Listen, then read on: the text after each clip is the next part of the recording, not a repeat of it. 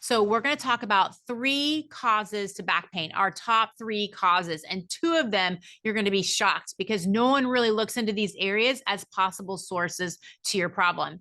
My name is Stephanie. We help chronic pain patients get their life back without having to have surgeries, injections, or medications. We want to give you hope that it is possible for you to get back without having to do these procedures because our body has an amazing ability to heal if we give it the right environment. So let's talk about some of these sources. So the first source, we have to talk about it. It really is coming from the back.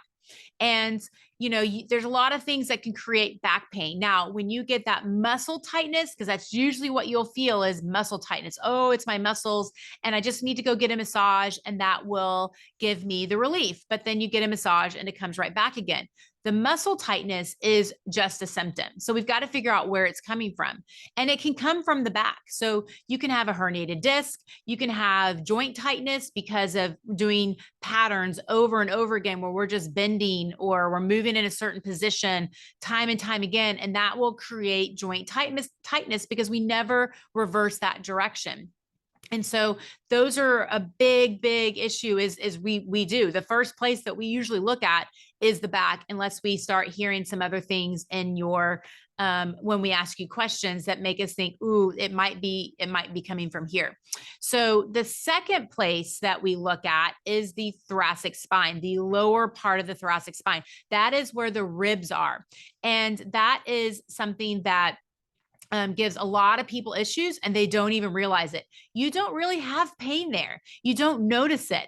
But what happens is those ribs, they will, because we're on a computer and we're rounded out a little bit and in these positions, and maybe we're always picking something up. And so we always are in these same pattern positions. And if we round out there, those ribs will come out and they kind of get stuck out a little bit. So they don't really come in. They're supposed to be able to go out and they're supposed to be able to come in, but they aren't able to come in because we're always in a position where we keep them out. And that stiffens things up. And there's muscles that attach all the way up into those lower ribs that come down into and attach into that lower part of the pelvis. And when that happens is you'll feel it in the pelvis. We even have people that will feel pain in their hip, and all they feel it is in their hip, their upper part of the hip, and it's actually coming from their thoracic spine. So you have to test it. We have to look at all these things. We basically, when someone comes into our office and we evaluate them, we are literally moving them. We're moving their thoracic spine. We're moving their back. We're moving their hips to see what is limited and what is not limited, because you can go into the back and that can open up the hip, and the hip and so you have all this hip pain, but it's actually really coming from the back. So we take this evaluation process so that we can kind of figure the puzzle out. And I always say where the side of the pain is often not where the source of the problem is coming from. And so that's why, many people don't look at these other areas when they have pain in their back. So the third source of back pain, it can come from the hip. And so you can have someone and we've assessed the back and like, okay, what, it's not working. Like they're still getting their symptoms, and lo and behold, like their hip doesn't move. And so as we've worked on the back hasn't improved the hip. So now we're going to go into the hip to see if we can get the hip moving and that improve the back. And so what we'll notice is we'll start working on the hip, doing some hip mobilizations. And as we're stretching the joint, releasing some of the tightness, and all of a sudden their hip opens up. And then their back feels so much better.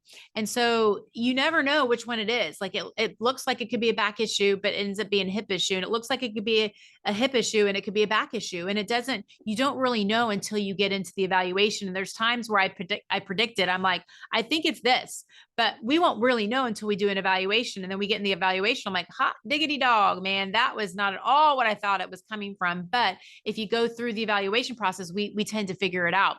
So when we are looking at this, if you think of it like if this is the joint, the hip joint, it has to move.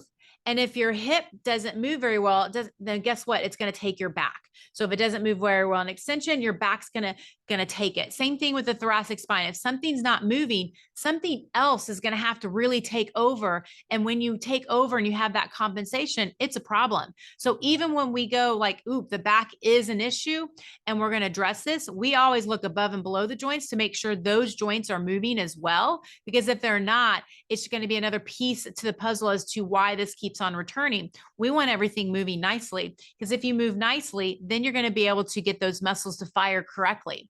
If you can't move, you're not going to get those muscles to fire correctly at all. You're going to be compensating, moving around it, which is why we have so many people that have come into our office going, I've been working on hip exercises and it hasn't helped. Like, I'm not getting any stronger. You know, it's why we say core strengthening doesn't always work as the first step, because you have to look at the mobility. Because if you physically can't move in those directions, then you're not going to be able to get those muscles to fire. So those first phases of treatment is always checking mobility. So the three things that we look at for back pain when as far as sources is the back, the thoracic spine, and the hip. And sometimes it's one of them, and sometimes it can be a combination of all of them, and sometimes it's two of them. You never know until you kind of do the evaluation. But if you kind of take this information and go, oh, wow, I've never had anyone look at this before, maybe that's where my back pain is coming from.